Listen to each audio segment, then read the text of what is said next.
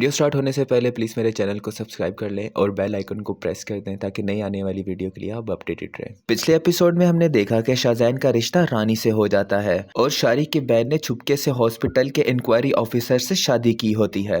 Episode 11 की शुरुआत वहीं से होती है जब शारी की बहन बताती है कि वो इंक्वायरी ऑफिसर उसका हस्बैंड है। शारी के सुनकर इतना गुस्से में आ जाता है कि वो अपनी बहन को ही बहुत गंदी बात करता है।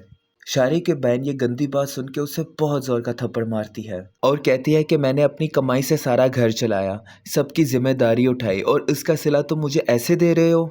शारिक भी थोड़ा सा शर्मिंदा हो जाता है। शारिक की बहन उसको इंक्वायरी ऑफिसर के घर लेकर जाती है और जहां पर हमें दिखाया जाता है कि वो इंक्वायरी ऑफिसर बहुत अच्छे दिल का बंदा होता है।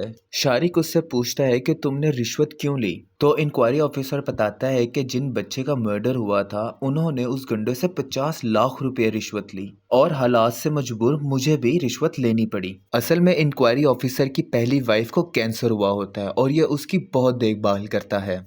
ये सुनने के बाद शारी का गुस्सा भी थोड़ा ठंडा हो जाता है। उसके बाद कहानी कुछ ऐसे हो जाती है कि साद को पीएमए से छुट्टियां हो जाती हैं और वो अपने घर वापस आ जाता है। साद दुआ को बहुत मिस कर रहा होता है।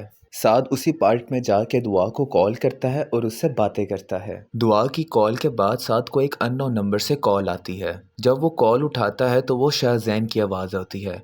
शाहजैन कहता है कि मैं मंगनी कर रहा हूँ। साद भी खामोशी से उसकी बात सुनता है और अगले महीने मिलने का प्लान बनाते हैं। फिर एक महीने बाद शाहजैन के मंगनी की खबर चारों दोस्तों को इकट्ठा कर देती है। शाहजैन शारी को पिक करके साद और शहरियार से मिलने जाता है। फिर इन चारों की मुलाकात होती है।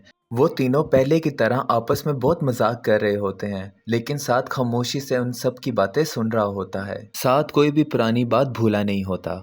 शाहजैन अपने दोस्तों को बताता है कि मैं मंगनी कर रहा हूँ। शाहजैन जब रानी की पिक्चर साद को दिखाता है और उससे पूछता है कि भाभी कैसी लगी, साद बोलता है कि रानी इतनी अच्छी लगी कि मैं सोच रहा हूँ कि इसके घर रिश्ता भेज दूँ। शाहजैन ये सुनकर खामोश हो जाता है। साद अपने दोस्तों को बताता है कि इसने दुआ के घर रिश्ता भेजा। शहरियार उसे समझाने की कोशिश भी करता है, लेकिन फिर भी साद गुस्से में वहाँ से चला जाता है और किसी की एक नहीं सुनता। फिर कुछ देर के बाद साद की छुट्टियां खत्म हो जाती है और वो वापस पीएमए यानी पाकिस्तान मिलिट्री एकेडमी चला जाता है।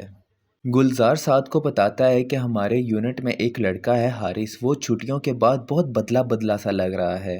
वो बताता है आज से कुछ दिन पहले मैंने उसे फ़ोन पर रोते हुए देखा। साद यह सुनकर बहुत परेशान हो जाता है क्योंकि वो बहुत ब्राइट स्टूडेंट होता है और आर्मी ऑफिसर को भी उसकी परफॉर्मेंस बहुत कम लग रही होती है। फिर एक रात साद उससे पूछता है कि प्रॉब्लम क्या है। वो बताता है कि मेरे पेरेंट्स की सेपरेशन हो गई है।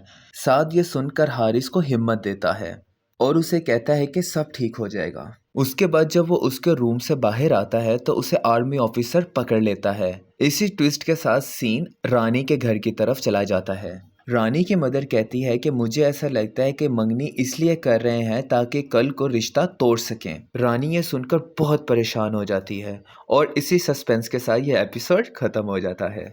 वीडियो अच्छी लगे तो मेरे चैनल को सब्सक्राइब कर दें ताकि नई आने वाली वीडियो के लिए आप अपडेटेड रहें।